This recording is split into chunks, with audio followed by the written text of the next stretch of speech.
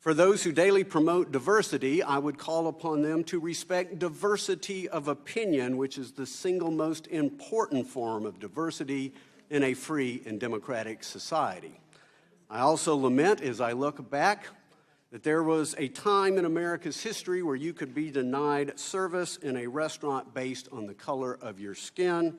Now, apparently, it's the color of your voter registration card. To all my colleagues, particularly those who disagree with my political views, I don't own a restaurant.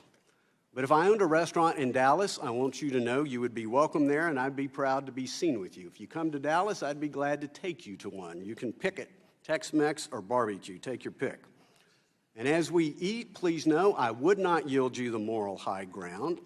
I would not lessen my passion for individual liberty and economic opportunity, but I would listen carefully to your views and I would seek common ground with you. And should my supporters be in that restaurant, the only thing I would call on them to do would be to show you respect and to surround you with Texas-friendly hospitality. I yield back the balance of my time. I now recognize the gentlelady from California, Ms. Waters, the ranking member, for 3 minutes. Thank you very much, Mr. Chairman. Mr. Chairman, since Secretary Carson was last before this committee, he has taken actions and issued proposals that are deeply problematic and harmful for vulnerable families and hardworking Americans.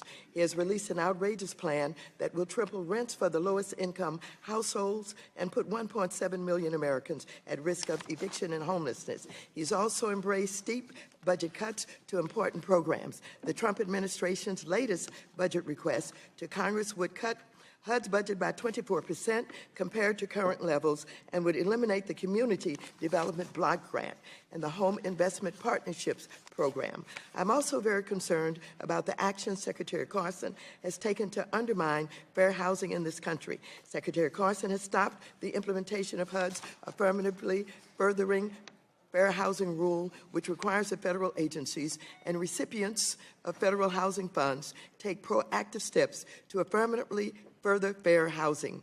According to news reports, he has brought a halt to fair housing investigations and enforcement actions. He's even proposed taking the phrase inclusive and sustainable communities free from discrimination out of HUD's mission statement.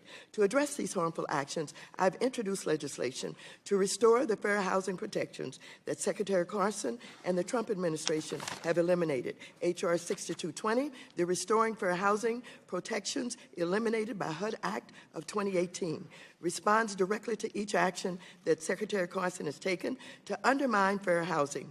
Congress should not stand by while the agency charged with ensuring fair housing turns its back on its mission and takes actions that roll back critical protections that ensure that all Americans have fair access to housing. So I thank the Secretary for coming today, and I look forward to hearing his testimony on these important issues. And as to the Chairman's comments about civility and about what he would do if he owned a restaurant, let me just say that I think every reasonable person have concluded that the President of the United States of America has advocated violence, he has been divisive, and he has been the one that has caused what we see happening today, where people are trying to push back on his policies and where people are trying to have peaceful protests instead of violence, but he continues to call names and he continues to challenge people in very violent ways. I'll quote to you some of his sayings. In his campaign, I quote, he said, "I'd like to knock the crap out of them." Further, he said, "You know what they used to do to guys like that? When they were in a place like this, they'd be carried out on a stretcher, folks." And in addition to that, he also talked about the fact that if someone was hurt or while they were being assaulted, as he was encouraging them to do, he said this: "So if you see somebody getting ready to throw a tomato, knock the crap out of them.